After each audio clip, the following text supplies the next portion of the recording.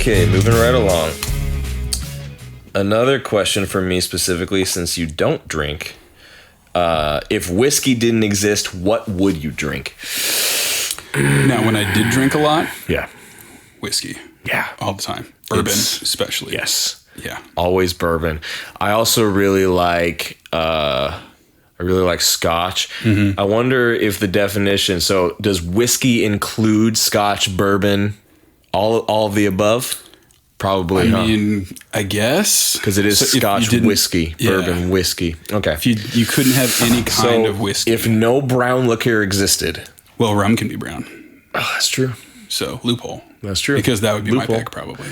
I would probably go for a dark rum, too. Yeah. I don't really like vodka.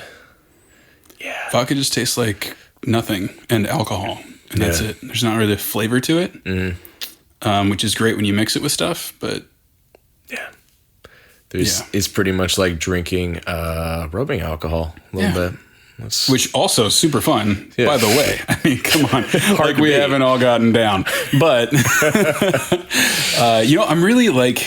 I'll drink beer, but I'm not really much of a beer guy. I really am not a beer guy. It's just like... I don't really... It's not as refreshing as commercials made me think it would be when I was young. Yeah. And that's always been like in the back of my mind kind of disappointing. Yes. I'm just like, nothing about this. This doesn't make me want to go... Yeah, exactly. Seriously though, that's the test. It's really well put. Yes. I'm not like the way I am after just like a whiskey neat. Yes, exactly. Or even on a hot day on the rocks, fine. Sure, a little bit. Just chill a little bit, but as a general rule, just a glass of whiskey neat. That's all you need. Trick. Yeah, my wife's family, they're all pretty big beer drinkers. And anytime I've ever been around them, they always ask me if I want a beer, and I've always said no, and I always feel like a little less of a man. So when I first started dating my wife, her stepdad was just like super into margaritas, and we'd go over there, and every time he'd be like, "Dude, do you want a marg?" And he makes really good margaritas. Like it was like a year in. I didn't drink anything around. I wasn't drinking at all for a long time. Like a year in, I was like, you know what, man? Yeah, I'll have a marg. And it was real good. He was all about the margaritas. That is great. And now he's really into this Italian beer, Peroni. And I'm not a beer guy. And he's like, do you want a beer? And I'm like, no. And he's like, really? And he's super nice. Like, he doesn't really care. He's just like, you sure? I'm going. Like, I'm going to get a beer. I love that he switched so hard on his drink of choice without acknowledging that the margarita is still an option. It's like, this is the new thing. Yeah, we do this now. That's so great. Also a hilarious thing to have as your go-to. Just a margarita. Just margarita. It's like it didn't matter. It was like December. He's like, hey, it's not Christmas yet. You want margarita? That is hilarious. Okay, favorite mixed drink, if you had to pick one. Old fashioned, hands down. Okay, favorite. Yeah, I love old fashions too. Favorite non-whiskey mixed drink. Ooh, that gets a lot tougher. I know. Dude, I'm super basic when it gets to that. Rum and Coke. Nice. For real. Like, nice. Is it college again already? Because this is the second time I brought up college in an unflattering way. You guys can probably guess what my college experience was like at this point. I'm getting a good idea. Yeah. I remember parts. Brief flashes. This is also kind of embarrassing, but I really like mojitos. They're refreshing. A mojito, especially if it's not like super sweet, if it's more like lots of lime and mint. Oh, dude. Yeah. I'll throw down on you hit it mojitos. heavy with the mint. Yeah. Solid. Yeah, that's a very solid drink, Really especially solid. for summertime. Right. Sometime in the next year or two, I'll probably have one of those. Yeah, same. I'm kind of thinking maybe tonight. All right. What we got next? Moving on. What is the hardest thing you've overcome in your fitness journey so far? Good question. It's a little heavier than what's your drink of choice. Much. Okay, so I kind of have two. Okay. Because I split my fitness journey into two very different pieces of my life. Interesting. There was the point where I was a very competitive baseball player. Yep. Up until I tore my rotator cuff and could not play anymore, which was right during my senior year of high school, and all my hopes and dreams of going to college and playing baseball and not having to pay all of my student bill were kind of crushed immediately. By the way, I'm not huge. I wasn't the next Derek Jeter, not saying I was going anyplace, but it would be really cool to even go to a D2 school and get a couple bucks in scholarship money. Yeah. So it's that I like have less student loans. You no longer had even the option. Yeah. It was just off the table. So that was the hardest thing about that portion. And then I did this whole thing where I had another career for a while, and then I came back to fitness. And since then it was quadriceps tendonitis that I got while we were training at Gold's together. And it got to the point where my knees hurt so bad squatting that I couldn't even squat body weight, like just standing there. I forgot all about that.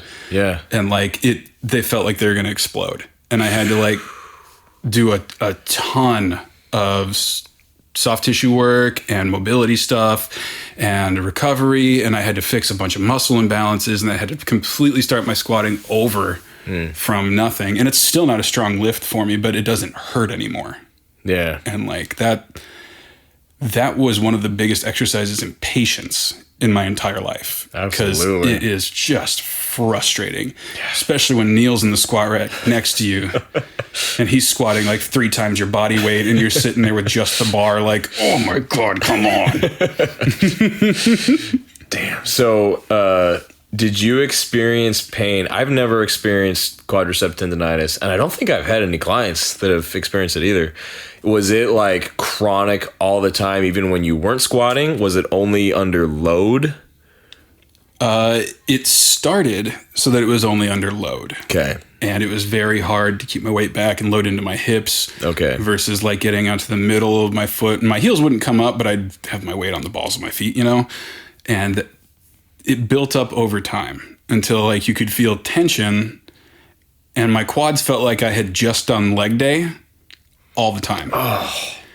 And then if I started to do anything that was predominantly flexion at the knee, that tension would feel like it was just pulling my kneecap apart. And the load that it took to feel that way got less and less and less and less because I was in my 20s and an idiot and just like, well, if we just keep doing it, it'll somehow get better. And that's not real. Yeah. So that's how that ended up. And like, now it's fine. Nice. It's like, it needs some rest. You need to take care of it. And I did a lot of very, very painful foam rolling and lacrosse balling and things like that. I can imagine. And it got better. Nice. I would say for me, my biggest struggle fitness-wise is more of a mental thing than anything. So I am a very just generally obsessive person. I get very, very obsessed with things and sort of get tunnel vision, which has helped me a lot. It's helped me a lot in business. It's helped me a lot in fitness. But it can also become too much. It's very similar to when people say they have an addictive personality. Mm-hmm. I'm very much that way, where I will get obsessed/addicted to that one thing, and I can't really think about anything else. Yeah. And for a while, fitness was that for me, to the point where if something happened that kept me from training or impacted my training in any way, it would have a massive impact on me mentally, to the point where if I were injured and I couldn't work out, it would spiral, close into like full blown depression where I didn't have any other outlet, and it was just a huge struggle for me. So just in finding other ways to shift my mentality and find value in other areas of my life and not putting 100% of my value on my training program, that was my biggest struggle. And it was a super long process. I can't even really pinpoint for you like a specific time when I made the switch. It was just gradually, I think, over time, putting more value on other things. And now I'm in a pretty good spot with it. Like, if quarantine had happened 2 years ago, that would have devastated me. Yeah. I don't even know if I would have been able to get through it. But now because I have other things in my life that I can focus on. Business has helped a lot with that. My wife has helped a lot with that. But back in the day, if I had been unable to train for 3 months, it would have been catastrophic. So yeah, I feel like I've found a good balance somewhere along the way, for sure. That's a huge one. Yeah, that's gigantic. Like that's way better than an acute injury. It's so much more like universally applicable. Sorry to make it all heavy. No, it's good. Yeah, it's good. It's a real thing. Yeah, and it happens to people who are doing very well in the gym. Right.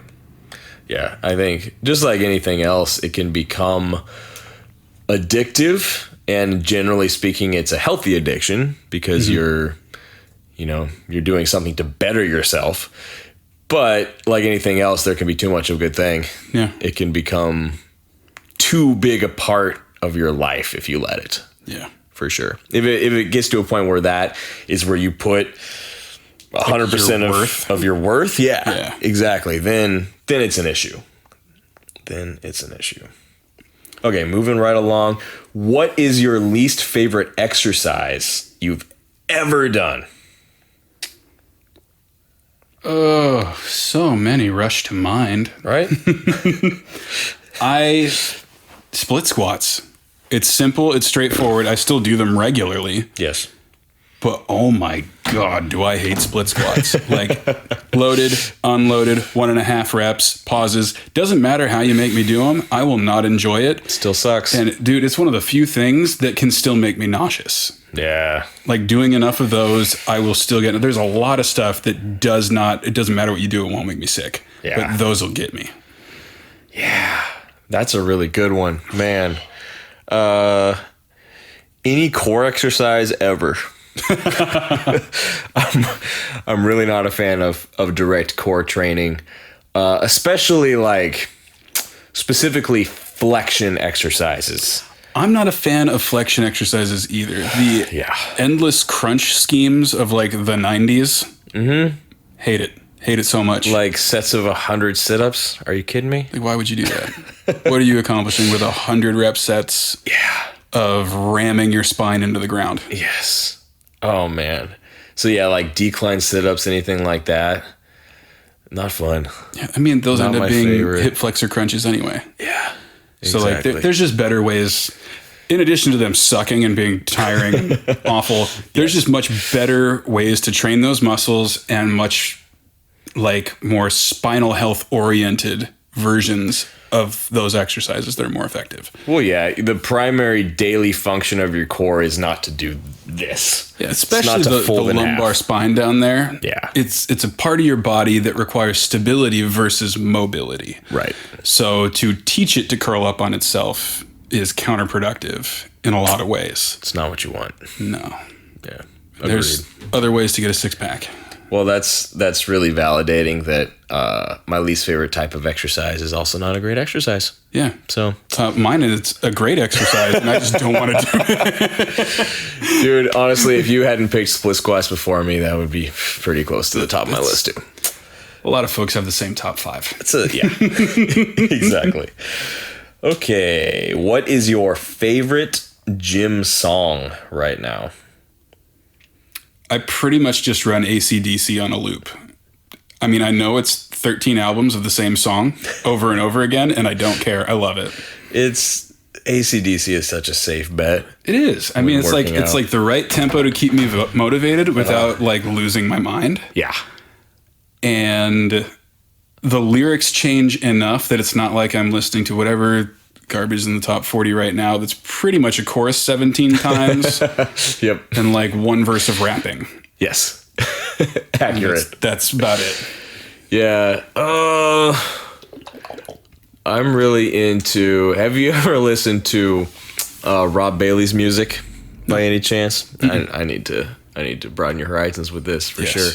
So Rob Bailey and the Hustle Standard is a really safe bet. Also, Rob Bailey just released some solo material that is more like straight up heavy metal. All right. Yeah, it's really good. All right. It's really good. I believe his stage name for his solo project is Kill Rob Bailey, and it's fantastic. I think we should probably listen to that next time we train. Yeah, I agree. For sure.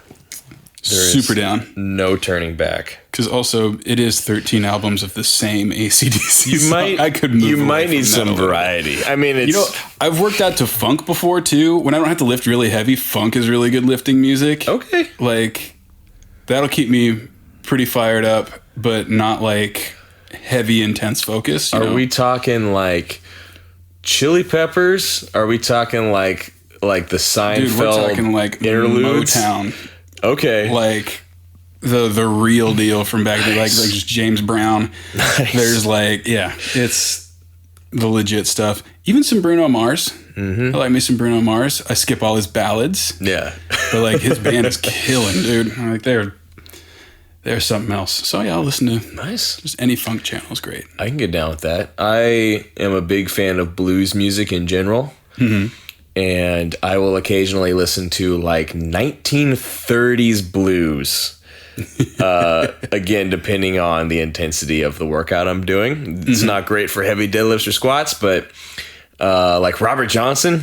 Yeah. Oh man, I can get down with some Robert Johnson. Yeah, that's what's up. Okay, last one. You ready? Let's hear it. Who's your favorite person to train with? Big freaking Neil. Yes. Every damn time. You'd say that. Every damn time. Well, I really don't train with anybody except you. So I mean that's pretty fair. I don't really either. Yeah. I mean, I tried out some people. Mm-hmm. You know, auditions didn't go well. None of them lived up to the big freaking Neil size hole. No, because you know what it is no one could toe the line between effective intensity and like having fun. Yeah. People tend to go one way or the other. And it's Very either true. like, let's enjoy our workout and talk too much and be on Instagram and crap like that. And I'm like, dude, can we get a set in? Yeah. Or they're like, what the hell is your phone doing in this building? Yeah, just I like will slap your face off of your face. Right. Bro, You're like- you gotta calm down. you're like, well, I do need my, Like I'm minute tracking- and a half to 2 minutes of rest and Yeah. Like we can't just not stop. just That's keep going the whole time. our injury Yeah. risk. It's very true. A quality training partner is hard to come by, Yeah. for sure. You also give like the best spot Nice. that I've ever got. Like the handoff is always really smooth. Tell me more. You're like always dialed in on like when I actually need help and you don't let me wuss out of anything. Like another one, going back to the pet peeves question, is when you ask somebody for a spot and the minute your bar starts to slow down, they that's just a good one. deadlift it off of you and rack it. And you're That's like, a good one. make me earn that. And it's Yeah. like Neil does that thing where he'll put like a finger underneath your bar and you're like, oh God, he's only going to give me 1 pound of help. Exactly. As long as the bar is moving, I He won't even put his hands up. Nope. He'll stay like at his sides, maybe in his pockets. Like just like, no, Yep. you're still moving. If there's no risk to your life, Yeah. Well, like we you were just need to push harder. bench pressing last week, Mm-hmm. and like we did some heavy stuff, and you like phantom spotted where I know you weren't touching it for a couple things, Yes. and like then I got to a sticking point, and he just let me sit there and push. For a little bit, like 5-6 seconds, I was just pushing. It wasn't going anywhere. And then when it started coming back down towards my chest, Yes. then he started giving me like the 5 pound spot See? that I needed. And you still got something out of that rep. Still got a lot out of that rep. Like, and that's how it should be. Yeah. And like training partners who just rip it off of you and they're like, good set, bro, all you. Like, no, go home. You're like, I didn't feel any weight though, so I don't Yeah. think it was me. Your services are no longer required. Yeah, you give a pretty good squat too, or spot rather, too, buddy. Especially, particularly your lift off, just the right amount of force so that it's not like surprising that all of a sudden I have 400 pounds in my hands, and just enough guide sort of to where the bar should be to that sweet spot.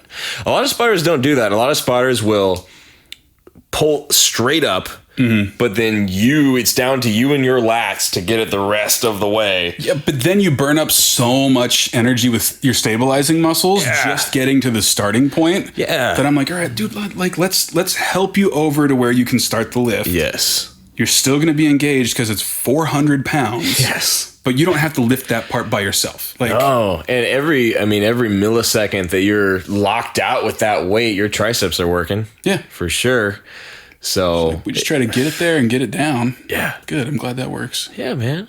Appreciate you, buddy. Oh, this wrapped up on such a positive note. So did. That was a great last question. It really was. Oh my God. Am I blushing? I feel like I'm blushing. Maybe a little bit. Okay, I'm going to reschedule that honeymoon. We're going to do this. Yes. Yes. Let's go. Where would we go on a honeymoon? Gold's Venice, probably. Yeah. Lift on the beach. Ooh, yeah. Yeah. That's a California, little surfing. That's a good option. You know, of all of the Gold's Gyms that are closing down, I read an article the other day that Gold's Venice is staying. Dude, so if they closed all but one, yeah, I'm convinced they would keep Venice. It's agree. The Mecca. I agree. It's the last remaining shard of the Gold's Gym brand. It's the last Gold's Gym that knows what a Gold's Gym it is. Yes, like, exactly. This is a Schwarzenegger style gym. Yeah. You come here to work hard and sweat a lot. Yes. And have you been there? I have not been there. I have been there once, and it is exactly what you would picture. God. It's just great. It's like when you talk to bodybuilders and personal trainers and stuff, that's their Disneyland. Yes. It's their baseball Hall of Fame. It really is. It's like you could, I'm sure that I only saw 50% of their equipment because it's so packed in, not in a cluttered way, but in an efficient use of space way, to where if you have a machine that you want to try that you've never seen in a gym before, it's probably there. That's awesome. It's a safe bet. That's so awesome. It's a safe bet that it's there. So get that trip booked, buddy. All right. Flights to California, $99 round trip. This would be the time to book it. That's for sure. Not leaving now, but definitely. Yeah, let's book it for like next year this time, but pay for it right now. Exactly. That's probably the way to go. The prices of 2020, but we'll go in 2021. This is a good plan. This is a good plan. I like this plan a lot. Right. It started as a joke, but now I'm thinking it's not. Yeah, we should probably make that happen. We should probably podcast. That'd be fun. From Venice Golds. Yes, we absolutely should. Okay, it's a plan. Done. Holding you to it. It's happening. Let's do it. All right. Next summer. Oh, hell yeah. Oh, hell yeah. All right. Well, God, that was a great episode. That was super fun. That was really fun. I really appreciate all those questions. I thought it was also a great mix of personal versus professional. Yeah. So if you guys like this show, you have more questions of either kind, please send them in. Rate, review, all that kind of stuff. Wherever you listen to podcasts, give us a 5-star review, leave some comments, ask us more questions. Much appreciated. And share with your friends. We are happy to cover literally anything that you send in here. Yes. So don't be shy. We want to help. Yeah. Ask us anything. Ask us fitness questions. Ask us about our favorite drinks. Just any and all questions. I'll be posting regularly on my IG stories asking for questions. So as soon as you send them in, I'll screenshot them. And even if we're not recording that day, we'll probably still cover them at some point. So yeah, feel free. Yeah, for sure. Absolutely. And like I definitely Instagram less than Big Freakin' Neil, but you can always DM me there. Yeah. And I'm more than happy to answer any questions you have, give you some advice, and then bring questions onto the show here. We're not famous yet, guys. So if you DM us, we'll see it. Oh, yeah. For sure. We see it all the time. So just DM us. All right. All right. Catch you guys next time.